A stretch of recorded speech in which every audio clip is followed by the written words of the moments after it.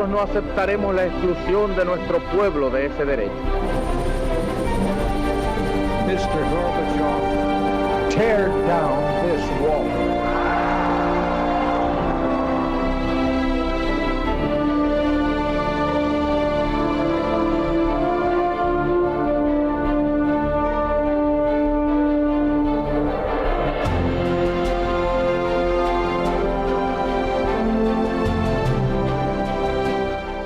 Muy buenas noches, señoras, caballeros, bienvenidos a Tiempos Modernos. Siempre que se habla del periodo nazi, la historiografía tiende a recurrir a análisis morales, que está bien y hay que hacerlos, pero que tienen el problema de que con frecuencia no dejan analizar fríamente lo que realmente ocurrió. Por ejemplo, cómo fue posible que un país, Alemania, arruinado completamente en el año 32, en 7 años estuviera en condiciones de dar una guerra e incluso casi ganarla. ¿Eso cómo fue posible? ¿Cuál fue el milagro económico que permitió a la Alemania de Hitler llegar hasta ahí? Bueno, pues de eso fríamente vamos a hablar hoy, de la política económica de Hitler. Si los fascismos gozaron de gran respaldo popular en la Europa de los años 30, fue porque sus políticas obtuvieron resultados excelentes con mucha rapidez. Un ejemplo asombroso es la política económica de Hitler, que en apenas 5 años podía ofrecer a los alemanes un balance deslumbrante. En 1932, Alemania tenía 6 millones de parados, con una tasa de desempleo del 43,8%. En 1936, el paro había descendido a 800.000 personas, un 12%. En cuanto al crecimiento, entre 1933 y 1938, Alemania aumentó su PIB nada menos que en un 50%. El país pasó en tiempo récord de la depresión a la prosperidad. ¿Cómo fue posible? La columna vertebral de la política económica nazi en estos primeros años fue un gigantesco programa de infraestructuras capaz de absorber gran cantidad de mano de obra y poner en marcha la máquina económica. Carreteras, ferrocarriles, presas, modernización industrial, productos sustitutivos de importaciones, industria de armamentos, una política keynesiana antes de Keynes.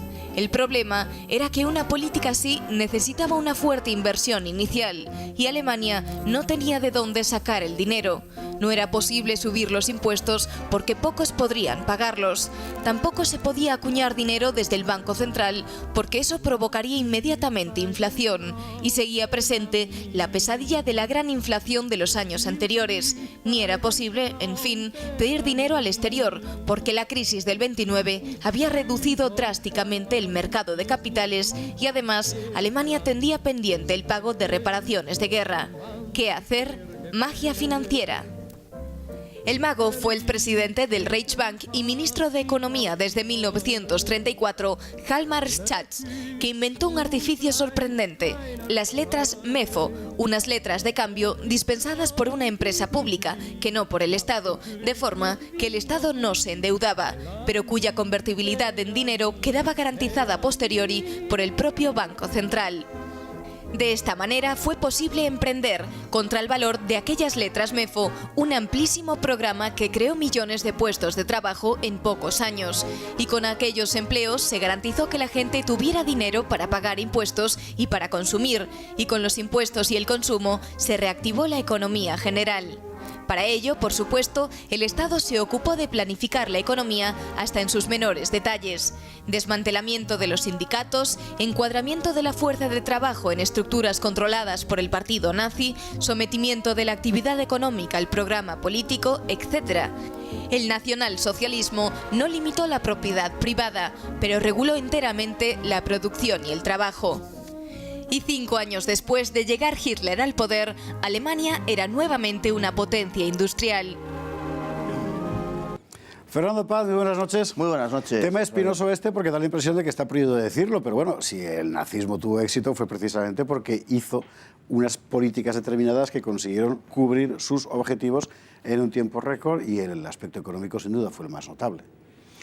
Sin duda ninguna, desde luego. De otra manera no se entendería en absoluto la masiva adhesión entusiástica, por otra parte, de los alemanes a Hitler antes y sobre todo después de llegada al poder, precisamente porque ejecutó un tipo de política económica y social muy avanzada para la época en fin, muy también variopinta, porque es un poco complicado de explicar, pero es verdad que llevó la prosperidad a un país que estaba absolutamente en la ruina y estaba casi en 7 millones de parados, y 5 años después Alemania demandaba mano de obra. La prosperidad, si se quiere en cierta manera modesta, porque se construyó también sobre el control de los salarios, sin embargo, bueno, pues fue una prosperidad creada sobre la idea de que había que repartir el trabajo para que todo el mundo tuviera trabajo, y de ese modo pues llegó un poco a todas partes, ¿no?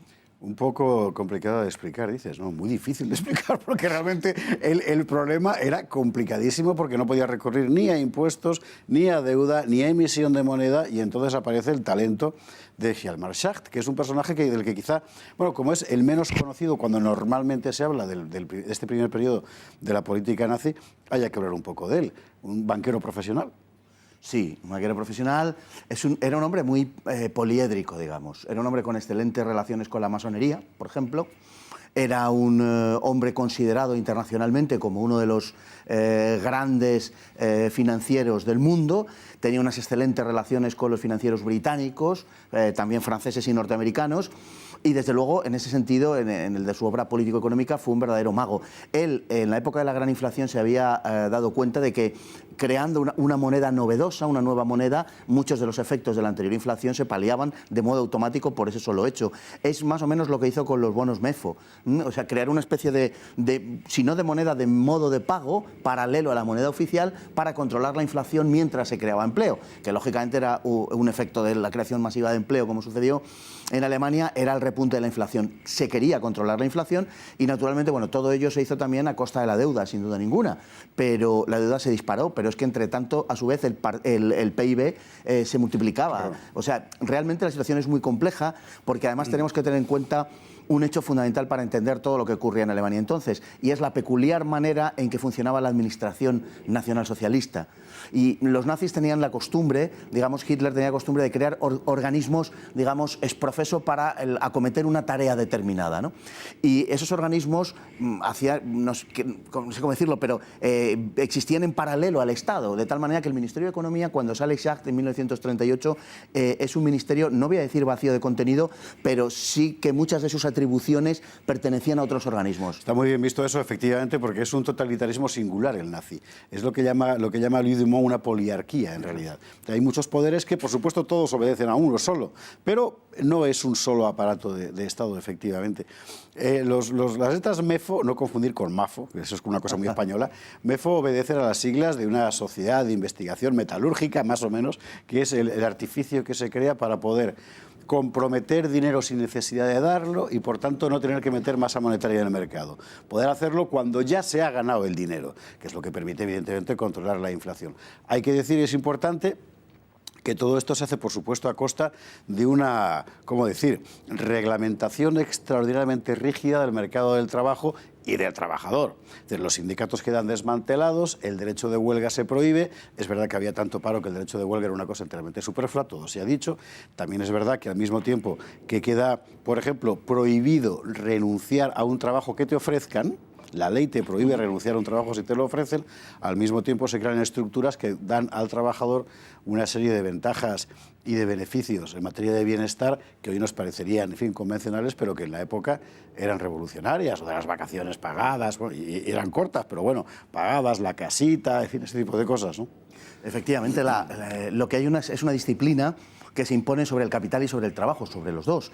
El nacionalsocialismo casi podría denominarse en esta materia más que otra cosa, si atendemos al aspecto puramente económico, casi nacionalcapitalismo. Es decir, es un poco un capitalismo de Estado, es verdad. Sí, es una especie de capitalismo de Estado y es una reglamentación en muchos terrenos exhaustiva, los precios agrarios, por ejemplo, del funcionamiento de la economía nacional. Está claro desde el primer momento que la economía queda subordinada a los objetivos políticos, de una manera diáfana. Sobre eso no debe haber discusión, porque es un hecho básico, ¿no?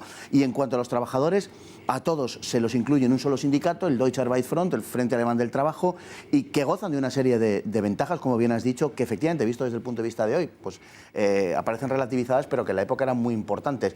Pensar que, por ejemplo, los trabajadores podían no ya disfrutar de vacaciones pagadas, que por supuesto, sino además disfrutar, digamos, de la posibilidad de viajar a lugares exóticos, a lugares lejanos, en ocasiones dentro de Alemania, pero otras fuera de Alemania. Se prohibió el despido libre. Claro, ejemplo. estaba prohibido, por supuesto. Se prohibió el despido libre. Claro, no se podía, ¿no? Entonces, y además había una obligación, más que un acondicionamiento, de invertir una parte de los beneficios que obtenían las empresas en la generación de nuevos puestos de trabajo, ¿no? Por tanto, hay una reglamentación exhaustiva, como digo, del capital y del trabajo. Desde el punto de vista del trabajador, salvo los trabajadores más ideologizados, digamos, las ventajas fueron innegables, fueron muchísimas. Hay que decir que porque es objetivamente así, que en apenas 5 años un trabajador ganaba 10 veces más en el año 38 que en el año 33, con lo cual las adhesiones al régimen de Hitler se explican, entre otras cosas, por eso. Ahora bien, en ese mismo año es cuando Hjalmar Schacht no aguanta más y se marcha, porque tiene unos encontronazos formidables con Goering. Y además por razones no ideológicas, porque Schacht era un profesional, sino económicas, técnicas. Es decir, él piensa que empeñarse tanto como Goering pretende en fomentar fundamentalmente la industria de armamentos va a generar una inflación extraordinaria y él de eso no quiere ser responsable. Claro, porque él ciertamente la deuda está creciendo y él en ese momento considera que es el problema que hay que atajar. El planteamiento del gobierno alemán era, como digo, de todos estos organismos, el plan cuadrienal, por ejemplo, la creación posteriormente del Ministerio de Armamentos, la oficina incluso económica de las SS, etcétera. El funcionamiento de este tipo de organismos de algún modo saboteaba la dirección del Ministerio de Economía. Y él es un hombre fundamentalmente técnico, es absolutamente cierto, pero irá ideologizándose en contra del régimen de una forma creciente porque cree que el régimen, si se quiere interpretar así, por patriotismo, pues es una explicación, porque cree que el régimen va a llevar a la ruina a Alemania a través de esa política de armamentos que él considera que va a desembocar necesariamente en una guerra. Es muy interesante porque una buena parte de la antigua estructura del Estado alemán que había saludado a Hitler y había trabajado con él, es verdad que a partir de esos años 38, 39, etcétera, empieza a apartarse por el belicismo desorejado, por la política antisemita, ya absolutamente a calzón quitado en este momento. Al principio era más retórica que otra cosa, y Hjalmar Schacht está entre ellos, a pesar de lo cual será juzgado en Nuremberg, sin embargo. Sí, es juzgado en Nuremberg, es absuelto, tenía excelentes relaciones y algunos de los principales responsables económicos, sobre todo británicos, entre bambalinas ¿Le debían dinero? No, pero tenía largas amistades, estrechas amistades de hace mucho tiempo y trabajaron para la absolución de Schacht de una forma muy efectiva, como se vio luego en la sentencia, ¿no? O sea que él había terminado la guerra en un campo de concentración. Sí. O sea, él está en un campo de concentración cuando llegan los aliados. Hay que recordar efectivamente que en el 44 Hitler le mete, bueno, las SS le meten en un campo de concentración porque le acusan de haber formado parte de la conspiración del golpe de Stauffenberg contra Hitler. Así es. Él pertenecía a círculos de oposición por esa razón, por razón de que veía que Alemania iba hacia el desastre, lo que él interpretaba que era el desastre, y luego la evolución terminó por darle en cierto modo claro la razón, y se convirtió en un opositor esencial para muchos de los planes de los que se oponían a Hitler. Él se ideologiza después de la guerra, pero es verdad que ya antes tiene unas conexiones inequívocas con muchos sectores extranjeros, como he dicho antes, en torno a la masonería, que están ahí, ¿no? Fernando Paz, muchísimas gracias. Un placer. Bueno, esta es la cuestión. Hubo efectivamente un milagro económico alemán en esos años. Milagro que terminó conduciendo a la catástrofe. Su autor fundamental fue su cerebro, Hjalmar Schacht, y la gran adhesión que suscitó el régimen de Hitler dentro del pueblo alemán se debió a los éxitos de esa política. Luego todo acabó seguramente como tenía que acabar, es decir, mal, muy mal. Fernando, muchísimas gracias, buenas noches. Buenas noches. Y a ustedes, como siempre, muchísimas gracias y muy buenas noches.